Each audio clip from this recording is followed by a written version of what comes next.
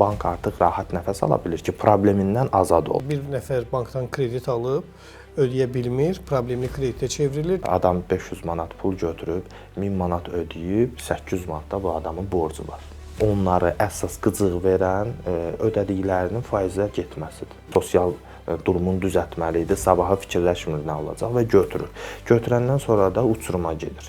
Banklar kollektor şirkətləri ilə işləməyə maraqlıdırlar mı? Kollektor nə icra məmurudur, nə polisdir, nə də məhkəmədir. Kollektor səsini ucaltmamalıdır, kollektor məsələni həll etməlidir. Banklar kollektor şirkətləri ilə işləsələr qazanarlar yoxsa itirərlər? Bankın reputasiyası korlana bilər, milyonlarla xərc çəkdiyi reklamlar hansı ki onun əleyhinə işləyə bilər.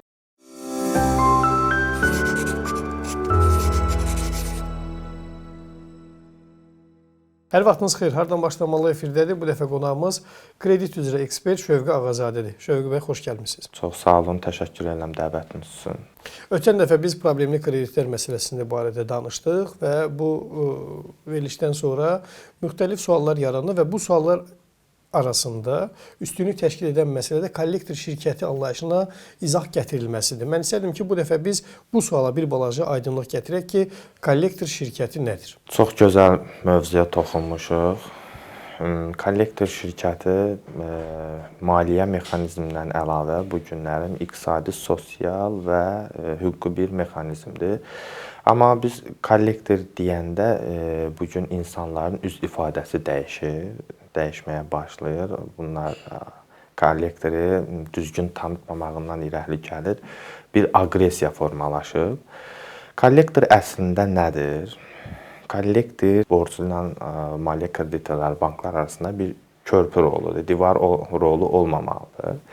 Yəni, problemli kreditləri olan şəxslərin ödənilməsinə köməklik göstərən bir qurumdur. İş mexanizmi necə qurulur? Yəni, tutaq ki, bir nəfər bankdan kredit alıb, ödəyə bilmir, problemli kreditə çevrilir, dərhal kollektor şirkət mi ortaya girir, yoxsa burada bəlli bir prosedur var? Təbii ki, burada bəlli bir proseslər var.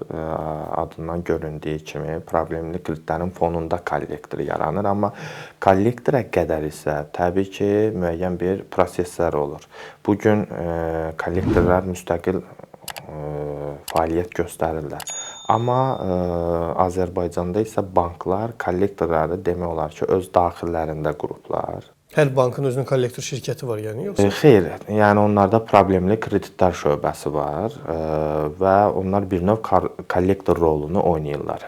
Kollektor, belə deyək, həm banklardan portfel ala bilir, alış eləyə bilir, həmçinin də müəyyən bir xidmət müqaviləsi ilə işləyə bilir. Problemli kreditlər artdıqca artıq kollektorlara ehtiyac duyulur. Kollektorlar iki istiqamətdə işləyə bilir. Banklardan problemli kreditləri ala bilirlər, həmçinin xidmət formasında işləyə bilirlər.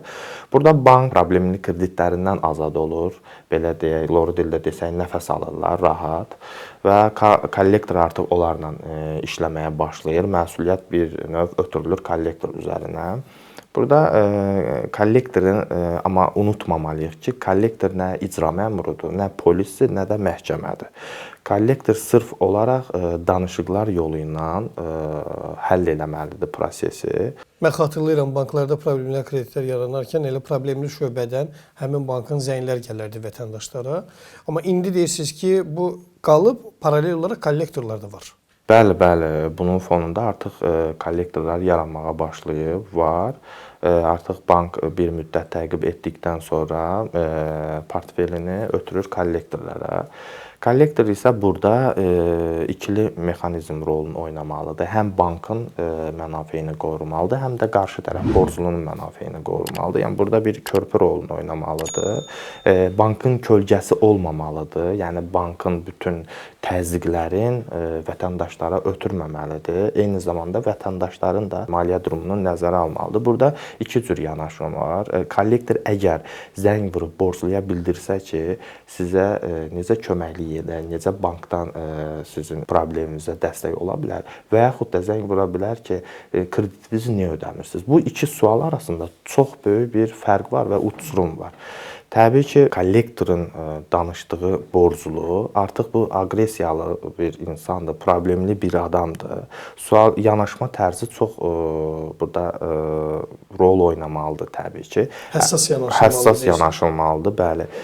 Əməkdaşın özünün, kollektor əməkdaşın özünün psixoloji durumu normal olmalıdır. Çünki hiss eləməlidir ki, qarşısında artıq bir problemli bir insanla söhbət edir. Hər an ondan müəyyən bir təzyiqlər ala bilər, təhqirlər ala bilər. Amma özü heç vaxt borcunu təhqir eləməməlidir, təzyiq eləməməlidir. Səbirli olmalıdır. Səbirli olmalıdır. Kollektor səsini ucaltmamalıdır. Kollektor məsələni həll etməlidir. Dəstək olmalıdır. Baxın, o portfelin satılma məsələsi var idi. O necə baş verir? Məsələn, bir bankın 500 minlik, mən bəlkə də rəqəmi çox deyirəm, bəlkə də az deyirəm. Yəni ortaq bir şərti bir rəqəm götürək. 500 minlik, 500 min manatlıq bir problemli kredit portfeli yaranıb. Bunu kollektor şirkətinə deyir ki, get bu pulu yığ, sonra gətir mənim 500 minimi ver, yoxsa bunu sadəcə satışa çıxarır. Bu proses necə olur? Satış prosesi belədir ki, bank artıq müəyyən müddətdən sonra hesab eləyir ki, bu problemli kreditdir, təyin edir və bu müddət uzandıqca artıq ona heç bir faiz və gəlir gətirmir. Sırf olaraq artıq bankın balansından silinib və bunu kollektora satır. Kollektora satmaqla bank nə əldə edir? İtirilmiş pulunun dövriyyəyə yenidən qaytarılmasını. Təbii ki, bu da müəyyən bir faiz çərçivəsində olur. Mən deməzdim ki, bütün həcmi ilə eyni miqdarda satır. Amma bankın özünə də sərf edir. İkinci bir tərəfdən də bank artıq rahat nəfəs ala bilir ki, problemindən azad oldu. Artıq bu onun deyil, ötürdü üçüncü bir tərəfə. Qarşı tərəfdə təbii ki, onu müəyyən bir məbləğlə, faizlə aldığı üçün artıq borcluya müəyyən güzəştlərə gedə bilir və rahatdır. Borclu üçün də deyək ki, bu gün 1000 manat ödəməlidirsə, artıq ona güzəştlər tətbiq eləyə bilir. 500 manat, 400 manat, 600 manat mən fərqli bir rəqəmlər deyirəm. Bu güzəştlərdə faizlərin silinmə məsələsi var, eyni zamanda orada bəzi gecikmələrə görə olan məsələlərdir. Bəli, kollektora ümumiyyətlə iş gəldikdə heç bir cərimə və faiz hesablanmır. Artıq borclu bilir ki, bu gün 5 ildə, 10 ildə qalsa bunun borcu 500 manat və yaxud da 1000 manatdır. Amma bütün bu güzəştlər o əsası vermir ki, krediti mən ödəməyəcəm, məndən heç kim kreditə görə gəlib bu pulu məndən tələb etməyəcək. Təbii ki, borclu oturub gözləməməlidir ki, mən ödəməyəcəm və mən nə vaxtsa kollektora veriləcək, mən onda bir güzəşt əsasında ödəniş eləyəcəm. Bu nöqtəyə gələnə qədər təbii ki, bank müəyyən bir təqiblərin edir, sonda bu nəticəyə gəlir. Yəni bank bütün kreditləri təbii ki, problemli kreditə çevirib satsa, onun maliyyə durumu təbii ki, çətin olacaq onun üçün çox böyük. Olubmu ki, əlinizə hansısa bir iş gəlib, fərdi şəkildə deyək. Baxmısınız ki, bu adam bank demirəm və yaxud da ki, bank olmayan kredit təşkil olsun və yaxud da ki, sadəcə olaraq hansısa bir məişət əşyalarına kredit verən bir təşkilat olsun, mağazamı olsun. Baxmısınız ki, əslində aldığı məhsulun demək olar ki, mayə dəyərini və yaxud da ki, satış qiymətini ödəyib, amma elə bir o qədər də hələ də borcu qalıb. Bəli, bu gün elə problemlər çoxdur. Yəni xırda kredit verən təşkilatlardan mən onu rahat şəkildə deyə bilərəm ki, insan faizini də ödəyib, cəriməsini də ödəyib, əsas məbləği də ödəyib, yenə də hələ də borcludur. Yəni bu insanı başa düşmək lazımdır təbii ki. Adam 500 manat pul götürüb, 1000 manat ödəyib, hələ bir 800 manat da bu adamın borcu var. Bu nə qədər qalxıb, nə qədər şişib ki, bu borc belə? Bəli, çünki məsələ budur ki, problemə qədər, kollektora qədər bir növ problemli kreditlərin yaranmasının əsas kreditorlardır təşkil edir. Bunlar kredit verərkən borcluya ümumiyyətlə izah eləmirlər faizlər haqqında falan bütün. Yəni bu kollektor prinsipi ümumiyyətlə kredit veriləndə təbii ki, borcluya deyilməlidir, sonda onlara deyilməməlidir. Borclu da təbii ki, onun üçün maliyyə vəziyyəti ağır olduğu üçün ona deyək ki, kredit lazımdır, əşya ola bilər, pul ola bilər. Fikirləşmir bu adam faiz nə qədər olacaq. Bu gün üçün yaşayır, buna bu gün 1 aylıq, 2 aylıq sosial durumunu düzəltməli idi. Sabaha fikirləşmir nə olacaq və götürür. Götürəndən sonra da uçuruma gedir. və çox böyük də faizlərlə yüklənirlər. Amma kollektor hissəsinə gələndə təbii ki, bizdə də bu proseslər var. Hal-hazırda mən özüm yəqin ki, bilirsiniz. Elə problemli kreditlərini elə portfellər alıram və onlara müəyyən bir güzəşt mexanizmləri tətbiq eləyirik ki, bu insanlar ödəməyə meyilli olan insanlar da var. Yəni mən deməzdim ki, problemə qədər gəlib çıxıblarsa heç bir ödəmək istəmir. Yəni ödəniş etməyə meyillidir, lakin onları əsas qıcıq verən ödədiklərinin faizə getməsidir. Onlar da oturub fikirləşirlər ki, 500 manata görə mən 1000 manat hələ ödəmişəm, amma buna baxmayaraq mənim hələ də aldığım məbləğdən çox borcum var. Bəs yaxşı, baxın biz bilirik də bankların tabe olduğu hansı dövlət qurumları var. Amma kollektor şirkətlərlə bağlı bu məsələ bilmirəm necə həll olunur. Tabe olduğu hansısa bir dövlət qurumu varmı? Azərbaycanda təbii ki, kollektorlar haqqında normativ boşluqlar çox mövcuddur. Kollektorlar haqqında bir qanun yoxdur. Lisenziyalaşdırılmış bir mexanizm yoxdur. Kollektor ümumiyyətlə son 40 ildə ABŞ-da, Avropada çox geniş yayılıb və biz bu təbii ki, xarici təcrübədən irəli gəlir. Kollektor qeyd etdiyim kimi, onlar ABŞ-da və Avropanın bir sıra ölkələrində onlarda xüsusi lisenziya tətbiq olunub ki, hansı ki, müəyyən bir qaydalar çərçivəsində fəaliyyət göstərirlər. Bu gün Azərbaycanda ümumiyyətlə o haqqda bir qanun yoxdur, qanun layihəsi olmadığına görə istənilən bir adam, hüquqi bir şəxs MMC yəni təsis edə bilib, kollektor fəaliyyətindən məşğul ola bilər və burada da çox böyük doğru olmayan yanaşmalar mövcuddur. Gəlin bu doğru olmayan yanaşmaları keçməmişdən əvvəl istədim ki, Azərbaycanda kollektor şirkətlər nə dərəcədə inkişaf edib o hissəyə keçək. Bu günlərim kör təbii şəkildə mən deyərdim ki, inkişaf eləyir Urfan bəy. İnkişaf səviyyəsi yoxdur. Biz 2017-ci ilə qədər Rusiyanın özündə kollektor çox sərt şəkildə inkişaf eləmişdi. Yəni onlar vətəndaşlara evlərinə gedə bilirdilər, hücum eləyə bilirdilər, çox böyük təzyiqlər eləyə bilirdilər, göstərdilər. 2017-ci ildən sonra onlarda müəyyən qaydalar dəyişdi. Ən optimalı Türkiyədə inkişaf eləyib kollektor. Bizdə isə hələ ki onunla bağlı bir qanun layihəsi olmadığından biz sırf olaraq mülki prosessual məcəllələr, banklar haqqında qanun, bir də şəxsin toxunulmazlığı haqqında qanunları üstün tutaraq fəaliyyət göstərə bilirik. Amma bu gün bu fəaliyyət nəticəsi artıq məsuliyyəti kənarda qoyur. Bankın məsuliyyətini kənarda qoyur. Yəni bank məsuliyyətdən azaddır, kollektor məsuliyyətdən azaddır. Daxili bir mexanizm olmadığından rahat şəkildə fəaliyyət göstərə bilirlər. Qeyri-peşəkar əməkdaşlar cəlb eləyirlər. Bunların heç bir maliyyə hazırlıqları, psixoloji hazırlıqları olmadan sadəcə problemli krediti götür, zəng vur, krediti ödə. Bu yanaşma ilə yanaşırlar. Və bunu da doğru hesab etmirsiniz. Təbii ki, bunlar doğru hesab etmirəm və ümid edirəm ki, gələcəkdə bununla bağlı yəqin ki, bir qanun layihəsi tətbiq olunar, bir lisenziya tətbiq olunar və kollektorlar da artıq bir dövlət qurumuna tabe olarlar. Müşahidələriniz nədir? Əslində söhbətinizin əvvəlində bir balaca bu məsələyə toxundunuz. İstərdim onun üzərində qalaq. Banklar kollektor şirkətləri ilə işləməyə maraqlıdırlarmı? Bugünkü gün Azərbaycan Respublikasında banklar kollektorlarla işləməyə maraqlı deyillər. Amma mən deyərdim ki, maraqlı olmalıdırlar. Maraqlı olmamaqlarının da səbəbləri var. Səbəbləri ondan ibarətdir ki, etibar etmirlər kollektor şirkətlərinə. Çünki bu gün bank hər hansı bir kollektor əməkdaşının səhvi ucbatından imicinə xərər gələ bilər. Bankın reputasiyası korlana bilər. Milyonlarla xərc çəkdiyi reklamlar hansı ki, onun əleyhinə işləyə bilər. Bank bu günləri məhkəmədə uduza bilər.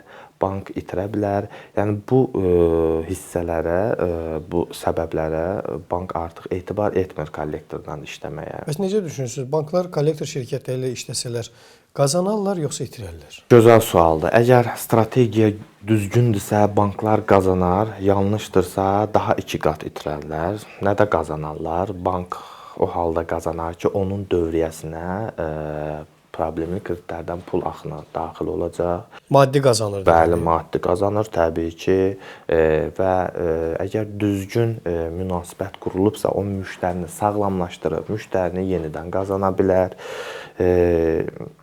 Bankın maliyyə durumu düzələ bilər, stabil ola bilər. Əgər düzgün yanaşma olmasa, bank itirə bilər. Həm o müştərini itirə bilər, maliyyəsini itirə bilər, həmçinin də ictimai qınaq mövzusuna çevrilə bilər. Bu bank üçün çox böyük bir zərərdir.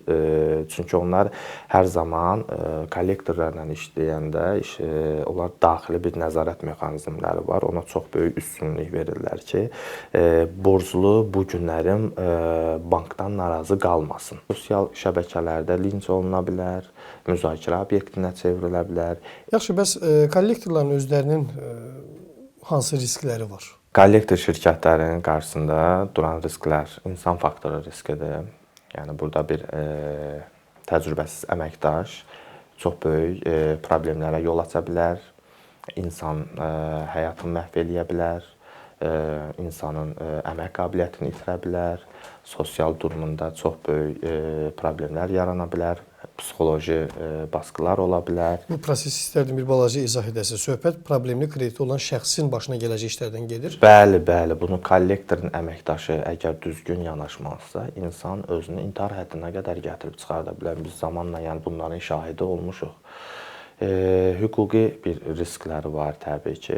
Hüquqi risklər nədən ibarətdir? Əgər kollektor düzgün formada addımlar atmarsa, bankın mənafeyinə ciddi zərbələr vura bilər, müqavilənin ləğvinə kimi gələ bilər, bankın müəyyən kredit verilmələrində təsir ola bilər. Yəni bu risklər çox böyükdür. Normal kollektor şirkətində təqribən neçə əməkdaş olur? Ümumiyyətlə kollektor şirkətinin əməkdaşı onda olan mövcud portfelin həcminə uyğun hesablanır. Bu gün biz ümumi beynəlxalq təcrübəni götürsək, bir insan say olaraq ay ərzində 500 nəfəri idarə edə bilər. Yəni burada kollektorun 10 nəfər də işçisi ola bilər, 100 nəfər də işçisi ola bilər. Yəni portfelin həcmindən çox böyük. Baxır nə qədər problemlər, nə qədər gəliri geri qaytarmaq missiyası var. Bəli, bəli. Yaxşı, indi biz minimum və maksimumu götürsək, indi maksimum müəyyənləşdirmə yəqin ki, çətindir. Minimum nə qədər olmalıdır ki, bir kollektor şirkəti yaradılsın və deyilsin ki, artıq biz başlaya bilərik işə? Onunla bağlı təbii ki, yenə ölçü bir mexanizmi yoxdur. Deyək ki, bir qanun yoxdur təbii ki. Bir nəfərlə də başlaya bilir, 5 nəfərlə də başlaya bilir, yəni 10 nəfərlə də başlaya bilir. Buna veriləcək kredit portfelinin həcmindən asılıdır təbii ki və kollektorun özünün maliyyə durumundan asılıdır. Çünki kollektor birbaşa olaraq ödənilən kreditlərdən yaranmış məbləğ fonunda maliyyələşir. Və yaxud da kollektor şirkəti, yəni qeyd etdiyim kimi, portfel də ala bilir, eyni zamanda xidmətlə də işləyə bilir. Bu gün kollektorlar təbii ki var, məşğul olurlar, amma hansı formada məşğul olurlar? Bu filan kəsin tanışıdır, ona portfel ötürdü, kör təbii şəkildə yarandı və inkişaf eləyirlər. Bu formada. Yəni bir gün barmaqla göstəriləcək kollektorlar var. Amma say isə ölkəmiz üçün çox böyük xırda, yəni MMC-lər, hüquqi təşkilatlar mövcuddur. Kollektor əməkdaşları hansı özəlliyi ilə seçilirlər və yaxud da ki, siz öz kollektor şirkətinizə bir əməkdaşı işə qəbul edərkən hansı kriteriyalara fikir verirsiniz? Kollektor şirkətinə əməkdaşlar götürəndə təbii ki, biz üstünlük veririk bank əməkdaşlarına. Amma o demək deyil ki, bankda təcrübəsi olmayanlar da diqqətdən kənarda qalır. Hüquqi savadı olanlara üstünlük verilir və işə götürüləndə onlara təbii ki, xüsusi təlimlər keçirilir. Psixoloji vəziyyəti, psixoloji hazırlıqları da təbii ki, onların öyrədilməlidir. Normal olmalıdır ki, bu insanlar problemli insanlarla işləyəcəklər, problemli müştərilərlə fəaliyyət göstərəcəklər. Hər an onlara təzyiqlər olacaq, hər an onlara təhqirlər eşidəcəklər. Ən əsası da kollektorlar heç vaxt işi şəxsiləşdirməməlidirlər. Onlar fikirləşməlidirlər ki, onlar özünü yox, şirkəti, işlədikləri qurumu təmsil edirlər. və eyni zamanda da bankın imicini korlamamalıdırlar. Bunun fonunda təbii ki, onlara xüsusi təlimlər keçirilir. Təşəkkür edirik Şövqü bəy, minnətdarıq sizə. Əziz dostlar, hardan başlamalım bu dəfəki qonağı kredit üzrə ekspert Şövqü Ağazadə ilə yenidən görüşəcəyik. Sağ olun.